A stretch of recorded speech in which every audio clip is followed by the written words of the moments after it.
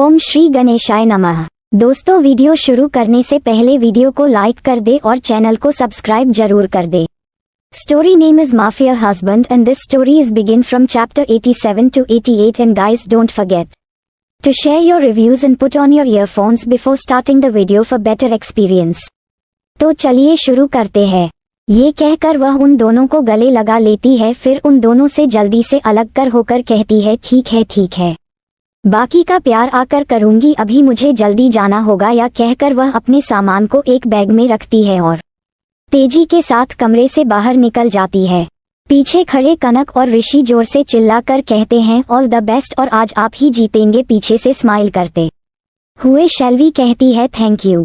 शैल्वी दौड़ते हुए विला से बाहर निकल जाती है। आज वह जल्दी ही सिटी सेंट्रल हॉल पहुंच जाती है क्योंकि वह आज बिल्कुल भी देर नहीं होना चाहती थी। वैसे भी उसका मेल मॉडल जिसे उसने अपने डिजाइन को रिप्रेजेंट करने के लिए कहा था वह थोड़ा सरफिरा टाइप का था। शैल्वी को तो अभी भी डर लग रहा था कि वह एकदू इंसान टाइम पर आएगा भी कि नहीं, क्योंकि उसने तो प्रैक्टिस के लिए साफ मना कर दिया था। शैल्वी इस कंपटीशन में अपनी तरफ से कोई भी गलती नहीं करना चाहती थी। वह हर काम परफेक्ट तरीके से करने के लिए जल्दी कंपटीशन वेन्यू में पहुंच चुकी थी। जब वह पहुंचती है तो उसे सामने ही लीजा दिखाई दे जाती है, जो कि खासतौर से आज उसके लिए ही वहां आई थी। जैसे ही शैल्वी उसे वहां सामने खड़े देखती है तो वह खुश हो जाती है और फिर गले लगाकर कहती है मैंने कहा था ना कि तुझे अपने काम से ऑफ नहीं करना है, फिर तू काम से छुट्टी लेकर क्यों आई है। लीजा मुस्कुराते हुए कहती है अरे मेरी जान, तुम्हारे लिए तो मैं नौकरी क्या इस दुनिया को छोड़ने के लिए तैयार हूँ। आज तो मैंने बस छुट्टी ली है। शैल्वी उसकी ऐसी फिल्मी बातें सुनकर उसके सिर पर एक चपत लगाते हुए कहती है अच्छा ठीक है, अब ड्रामा करना बंद कर। मुझे पता है कि तुम क्या कर सकती हो और क्या नहीं। मुझे पता है तुम यहाँ ये देखने आई हो कि तुम्हारा लाया हुआ मॉडल किस तरह से परफॉर्म करता है, इसलिए यह अपनी नौटंकी मेरे सामने मत कर। फिर हंस देती है, जिसे लीजा भी खिलखिलाकर हंस देती है। लीजा हंसते हुए कहती है अरे हाँ यार, जैसे वह कल बिहेव कर रहा था उसके बाद से मुझे उसे बेवकूफ पर भरोसा नहीं है। पता नहीं कौन सी गलती कर ले दे, इसीलिए मैं देखने आई हूँ और तुम्हें यहाँ सपोर्ट करने भी। जब तुम जीतोगे तो मैं तुम्हें चेयर्स करूंगी। इसमें शैल्वी मुस्कुरा कर कहती है जैसे वह मॉडल है, मुझे तो लगता है कि मैं इस कंपटीशन मीटिंग जाऊं वही बड़ी बात है और तुम मुझे जीतने के लिए चेयर्स करने आई हो। लीजा कहती है डोंट वरी, मुझे भरोसा है कि तुम ही जीतोगे। शैल्वी कहती है अच्छा ठीक है, अब तुम इतना जल्दी आ ही गई हो तो मेरी थोड़ी सी मदद कर दो। और फिर वह दोनों ही अंदर जाकर एक जगह पर अपना सामान का सेटअप करने लगती है, जिसमें लीजा उसकी मदद कर रही थी। धीरे धीरे करके समय बिता जा रहा था और शाल्वी की बनाई हुई ड्रेस पूरी तरीके से तैयार हो जाती है, लेकिन उन दोनों के चेहरे पर अब परेशानी की लकीरें आ चुकी थी क्योंकि टाइम बहुत ही नजदीक आ चुका था। लेकिन उनका मॉडल का कोई आता पता नहीं था और ना ही अब वह उन दोनों का फोन उठा रहा था, जिसके कारण शैल्वी और लीजा बहुत ज्यादा परेशान हो चुकी थी। शैल्वी तो इतना ज्यादा परेशान थी कि उसे समझ नहीं आ रहा था कि वह अभी क्या करे। वह एक तक बाहर की ओर देखे जा रही थी, लेकिन वहां से केवल बाकी के पार्टिसिपेंट और उनके द्वारा लाए गए मॉडल्स आ रहे थे, लेकिन शैल्वी का मेल मॉडल कहीं भी दिखाई नहीं दे रहा था। वह दोनों अभी परेशान हो रही थी कि उसके सामने रवीना आ जाती है, जिसके चेहरे पर एक घमंड भरी मुस्कान थी। वह अपनी खुशी मुस्कान को लिए शैल्वी की तरफ देखकर कहती है क्या हुआ, तुम आज सबकी फेवरेट पार्टिसिपेट के चेहरे की हवाइयाँ क्यों उड़ी हुई है, कहीं तुम डर तो नहीं गई कि आज जो तुम्हें हमेशा सपोर्ट करते थे मिस्टर मैक वह आज इस कंपटीशन में नहीं आए हैं, इसलिए तुम कहीं हार ना जाओ।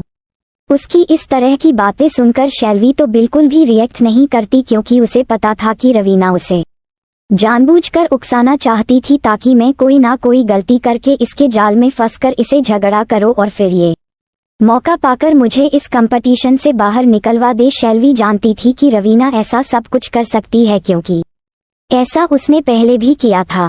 लेकिन वही बगल में खड़ी लीजा को बिल्कुल भी शैल्वी की बेइज्जती बर्दाश्त नहीं हुई, पर वह रवीना पर बरसते हुए कहती है अरे वो अक्ल से पैदल लड़की तुमने अपनी आंखें चोर बाजार में भेज दी है क्या तुम्हें इसकी डिजाइन नहीं दिखती, दिखेगी भी कैसी अपनी इन आंखों में 10 किलो का घमंड जो बैठ कर रखी हो तो असलियत कहाँ से दिखेगी। और मैं तुम्हें एक बात क्लियर कर दूं कि जो जैसा होता है उसे सामने वाला वैसा ही दिखाई देता है और तुम चीप हो इसलिए तुम्हें सामने वाला भी चीप ही दिखाई देता है।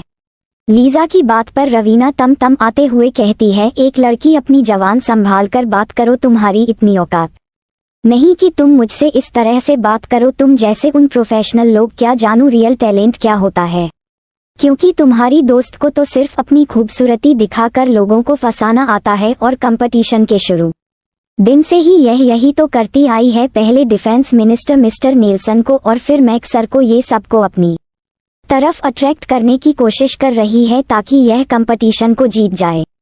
पर अफसोस आज तुम्हारे इस खूबसूरती के जाल में कोई नहीं फंसा, इसलिए तुम अपना चेहरा लटकाए हुए खड़ी हो, क्योंकि तुम्हें पता है तुम सीधी तरीके से तो जीत नहीं सकती, इसीलिए अपनी खूबसूरती का जाल बिछाकर हर एक मर्द को अपनी तरफ आकर्षित करती है ताकि तुम इस कंपटीशन को जीत जाओ। लेकिन मैं तुम्हें एक बात बता दूं कि तुम कभी भी अपने इन घटिया इरादों में कामयाब नहीं होगी, मैं ऐसा कभी नहीं होने दूंगी।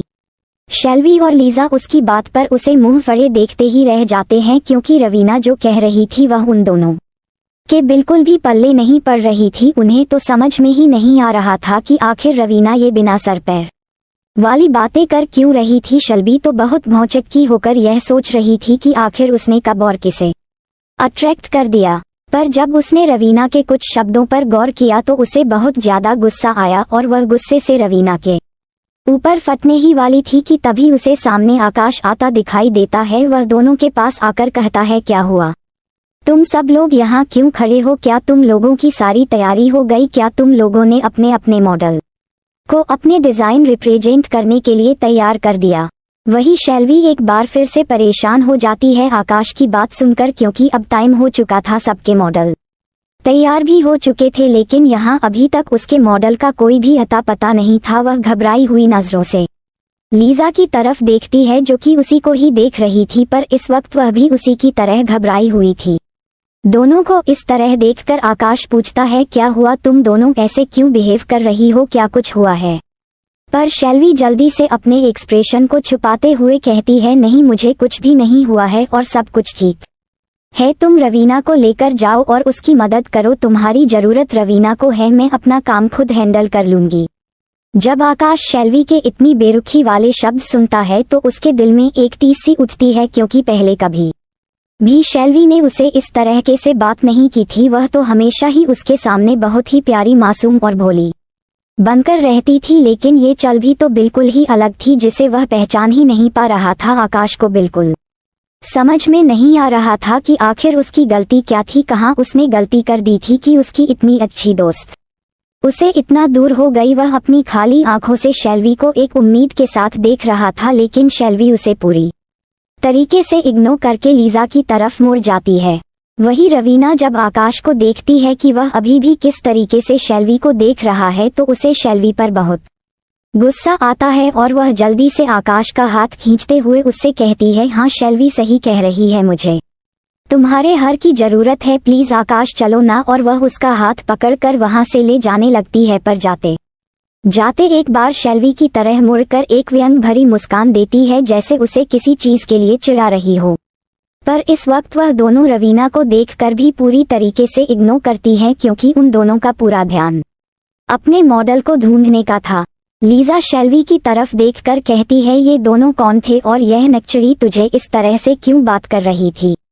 शेल्वी एक गहरी सांस लेकर लीजा की तरफ देखती है और फिर कहती है, लीजा यह आकाश था और वह मेरे बचपन की दोस्त रवीना थी। जैसे ही लीजा आकाश का नाम सुनती है वह समझ जाती है कि आकाश कौन है, क्योंकि शेल्वी ने उसके साथ कई बार जिक्र किया था कि आकाश उसके बचपन में उसके लिए क्या मायने रखता था। शुरुआत में शेल्वी जब लीजा से मिली थी उस समय वह इमोशनली बहुत वीक हुआ करती थी, तो वह जब भी दुखी होती थी और जब उसे लीजा आकाश की याद आती थी वह लीजा के पास आकर उसे सब कुछ बताकर अपना मन हल्का कर लिया करती थी। इसीलिए लीजा को रवीना और आकाश के बारे में सब कुछ पता था।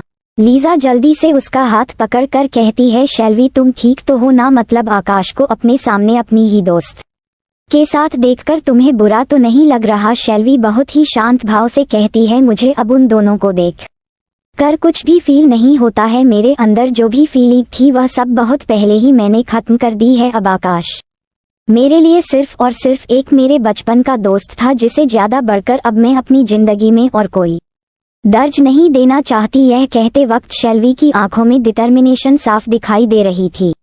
शेल्वी की बात सुनकर लीजा भी हाँ सिर हिला देती है।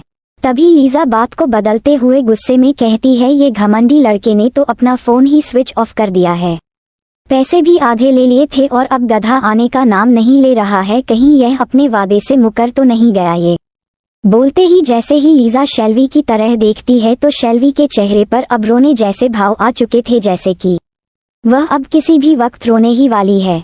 तभी उन दोनों को अपने पीछे से एक आवाज सुनाई देती है, कौन पैसे लेकर चला गया है। जब दोनों पीछे मुड़कर देखती है तो उन दोनों को ऑस्टिन खड़ा दिखाई देता है। जैसे ही लीजा अपने सामने इतने हैंडसम लड़के को देखते हैं तो वह सब कुछ भूल जाती है और उसे ही देखने में खो जाती है। ऑस्टिन उन दोनों के पास आते हुए पूछता है, शेल्वी इतनी परेशान क्यों हो और तुम्हारा मेल मॉडल कहाँ है? क्या तुम इस कंपटीशन में अपने डिजाइन को रिप्रेजेंट नहीं करना? शेल्वी ऑस्टिन की तरफ देख अपने उदासी भरे स्वर में कहती है, रिप्रेजेंट कैसे करूं? मेरा मॉडल जिसे हमने इस कंपटीशन के लिए बुलाया था वह आया ही नहीं। अब मुझे समझ में नहीं आ रहा है कि मैं क्या करूं। अब मैं पक्का कंपटीशन में से बाहर होने वाली हूँ। शेल्वी की आंखों में अब आंसू आ चुके थे जो कि किसी भी वक्त उसके गालों में आने के लिए तैयार थे। ऑस्टिन जब शेल्वी के आंखों में आंसू देखकर वह परेशान हो जाता है और फिर उसे लगभग डांटते हुए कहता है, मैं तुमसे कहा था ना, अगर तुम्हें कोई परेशानी होगी तो तुम सबसे पहले मुझे बताओगी, पर इस बार भी तुमने मुझे कुछ भी नहीं बताया। अगर मैं यहाँ नहीं आता तो मुझे पता ही नहीं चलता कि तुम्हें इतनी बड़ी प्रॉब्लम में फांसी हो। शेल्वी एटलीस्ट एक बार तुम मुझे फोन कॉल ही कर देती, लेकिन तुम्हें तो मुझे हमेशा इग्नोर करना है, अपनी बातों को मुझे से छिपाना है। शेल्वी की ऑस्टिन की तरह देखकर कहती है, नहीं ऐसी बात नहीं है ऑस्टिन, तुम गलत समझ रहे हो। वह मैं थोड़ी ज्यादा ही परेशान हो गई थी, इसलिए मुझे याद ही नहीं आया कि मैं क्या करूं और क्या नहीं। पर इस बार ऑस्टिन शेल्वी से नाराज होते हुए मुंह फेर लेता है।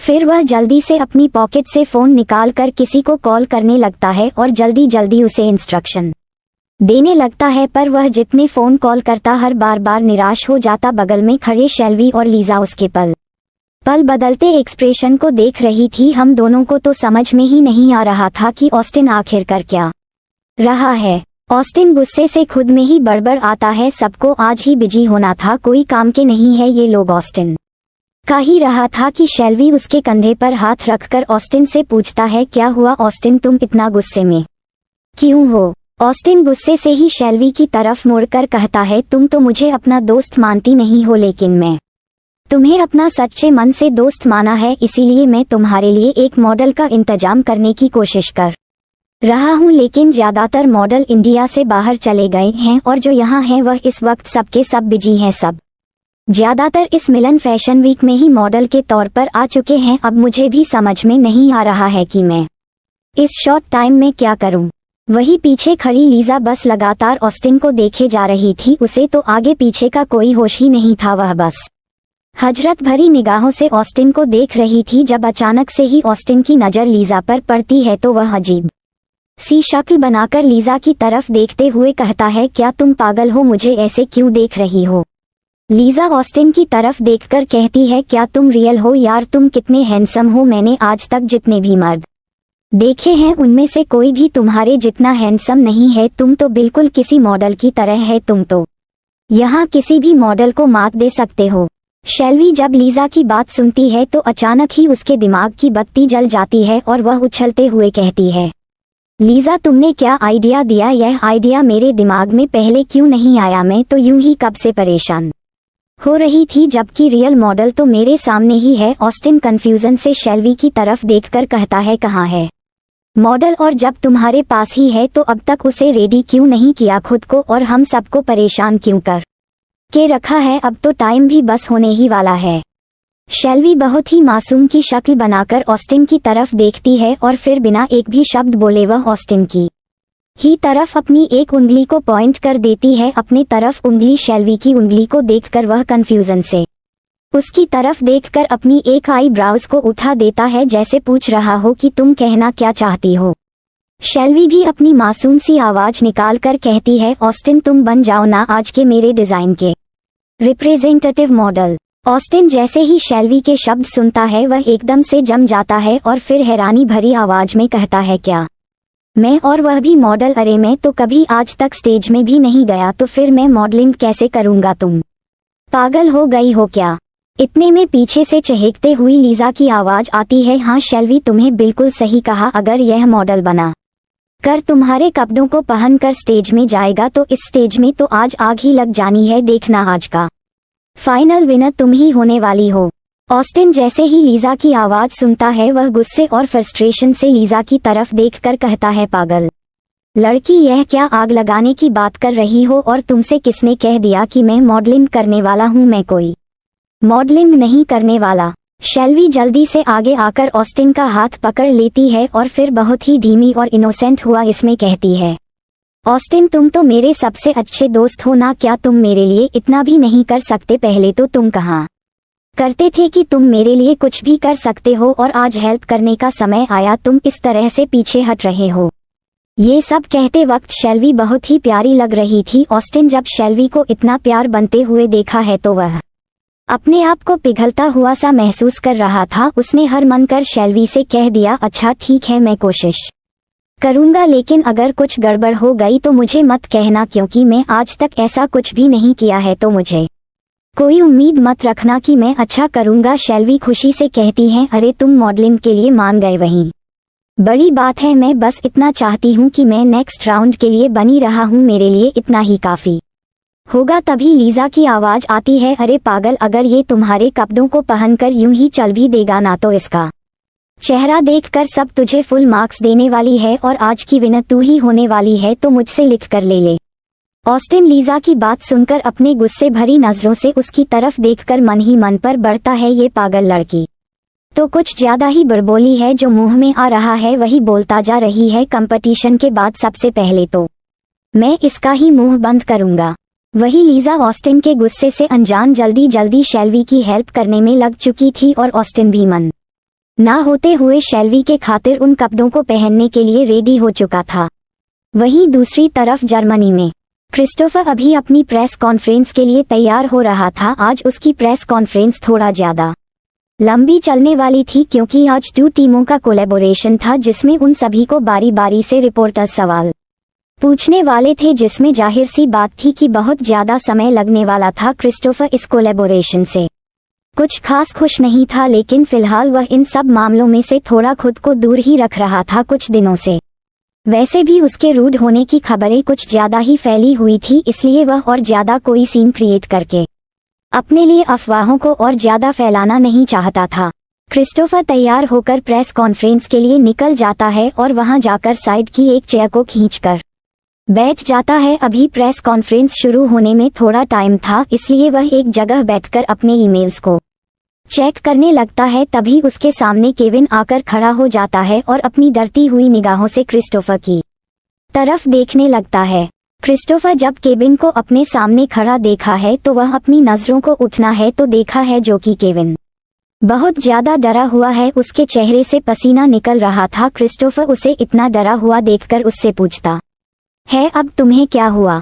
केविन डरते हुए क्रिस्टोफर की तरफ एक फाइल को आगे बढ़ा देता है। क्रिस्टोफर इस वक्त उसके हाथों में फल देकर कंफ्यूजन से उसकी तरफ देखता है, फिर अपने हाथों को आगे बढ़ाकर उस फाइल को ले लेता है। क्रिस्टोफर का चेहरा जो अभी तक एकदम शांत था, अब वह एकदम से डार्क हो चुका था। जैसे जैसे वह उसे फाइल को पढ़ना जा रहा था, उसकी पकड़ उसे फाइल पर मजबूत होती जा रही थी।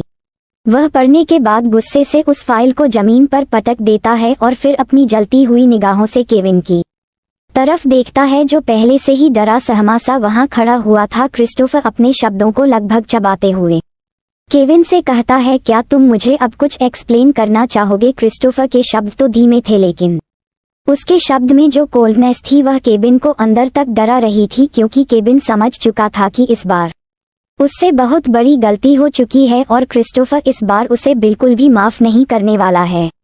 पर उसकी मुसीबत अभी टाली कहाँ थी, अभी उसे और भी कुछ बताना था। क्रिस्टोफर को इसके बाद उसे यकीन था कि क्रिस्टोफर गुस्से से एकदम फटने वाला था, पर अगर वह उसे वह न्यूज़ नहीं बताया तो बाद में क्रिस्टोफर उसकी जान ले ले तो इसमें कोई बड़ी बात नहीं होगी। क्रिस्टोफर अपनी जलती हुई निगाहों से केविन को घूर ही रहा था कि केविन डरते हुए अपनी लड़खड़ाते आवाज में कहता है, सर अभी नैन्सी का फोन आया था, वह मैडम और ऑस्टिन सर के बारे में उसने बताया। कि इतना बोलने के बाद केविन चुप हो जाता है और एक नज़र क्रिस्टोफर को देखता है, जिसकी मुठियां अब कर चुकी थी, जैसे कि अगर केविन अब नहीं बोला तो यह उसके मुंह पर ही पड़ने वाला हो। केविन डर से अपनी आंखों को बंद कर लेता है। So don't forget to share your review and comment your best part of an story. और अगर आपने अभी तक हमारे चैनल को सब्सक्राइब नहीं किया तो कृपया इसे सब्सक्राइब करें और बेल आइकन पर क्लिक करें ताकि आप हमारी नई कहानी पहले पा सके। And if you like my story so comments your feelings with heart emoji. तो मिलते हैं नेक्स्ट वीडियो, तब तक के लिए राधे राधे।